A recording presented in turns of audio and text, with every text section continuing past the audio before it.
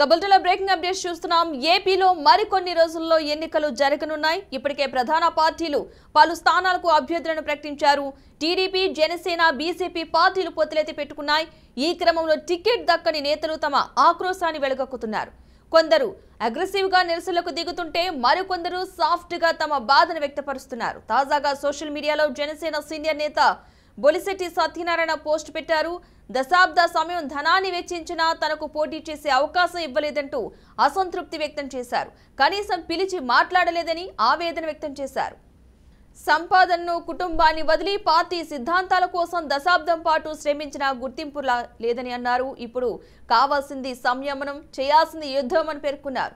మన ప్రభుత్వం వస్తోంది, అందరికీ న్యాయం చేస్తుందంటూ పోస్ట్ పెట్టారు. ఓవైపు నిర్వేదం, మరోవైపు ఆశావహ దృక్పథంతో బొలిశెట్టి చేసిన పోస్ట్ ఇప్పుడు నెట్టింట వైరల్ అవుతోంది. పార్టీ అంటే కొన్ని త్యాగాలు తప్పవని, అందుకు సరైన సమయంలో ప్రతిఫలం ఉంటుందని జనసేన కార్యకర్తలు కామెంట్స్ పెడుతున్నారు.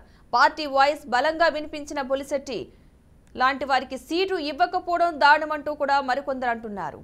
ఇక బొలిశెట్టి సత్యనారాయణ చేసిన ట్వీట్ కి సంబంధించి మరింత సమాచారాన్ని మా ప్రతినిధి శ్రీనివాస్ అందిస్తారు. శ్రీనివాస్.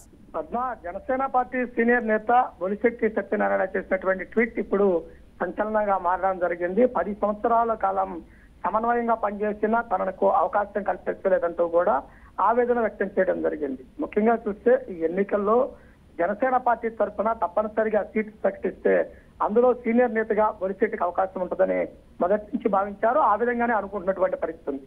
కానీ ఇప్పటి వరకు అందినటువంటి ప్రకారం చూసుకున్నట్లయితే గనక బొలిశెట్టి సత్యనారాయణకి సంబంధించి ఎక్కడ ఏ నియోజకవర్గంలో కూడా ఆయన ప్రాధాన్యత తీసుకోలేదంటూ కూడా చూసినటువంటి పరిస్థితి ఉండడం జరిగింది. అలానే అధినేత తనని పిలిచి మాట్లాడలేదంటూ కూడా ఆ ట్వీట్ లో కూడా ఆయన పేర్కొనడం జరిగింది. అయితే ముఖ్యంగా చూసినట్లయితే గనక ఇప్పటి వరకు ఆ జనసేన పార్టీకి సంబంధించి 21 స్థానాల్లో పోటీ చేస్తుంది అసెంబ్లీ, 2 పార్లమెంట్ అంటూ కూడా వాటికి సంబంధించి కొంతమంది నేతలకు క్లారిటీ ఇవ్వడం జరిగింది. అంటే ఉత్తరాంధ్రలో సీనియర్ నేతగా ఉన్నటువంటి బొలిశెట్టి సత్యనారాయణకు తప్పనిసరిగా యలమంచిలి ప్రాంతం నుంచి అవకాశం కల్పిస్తారనుకున్నారు.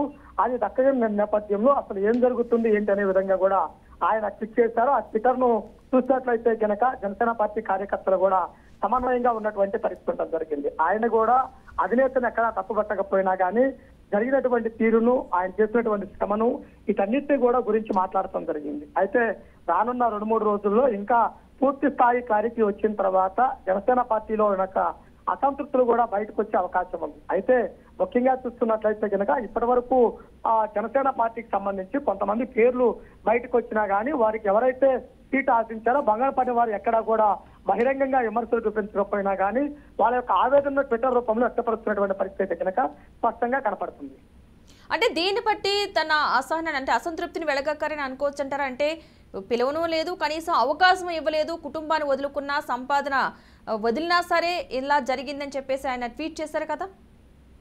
అంటే తప్పనిసరిగా ఆయన ఆవేదన అనవచ్చు, ఆయన ఉన్నటువంటి తీరును అనవచ్చు, ఆయన ఏ విధంగా అయినా ప్రతి విషయాన్ని కూడా చాలా క్షుణ్ణంగా పరిశీలించే మాట్లాడతారు. అలానే ట్విట్టర్ లో కూడా పొందుపరచడం జరిగింది.